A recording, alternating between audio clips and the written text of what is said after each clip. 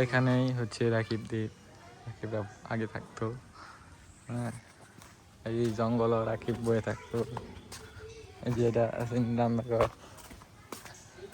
এই যে আমি ব্লগে রাখতেছি, এটা এটা হচ্ছে সেই যেন মাঝে মাঝে ওই কল টল টিপতাম আমি, আয়া আত্মাও দিতাম। এই কল মনে আছে রাকিব, এটা পানি উঠে না মোটর গাড়ি চলছে। এই যে না করিডোর রাখতো। আরে জঙ্গলে এই যেন রাকিব খাড়া হয়ে থাকতো। রাকিব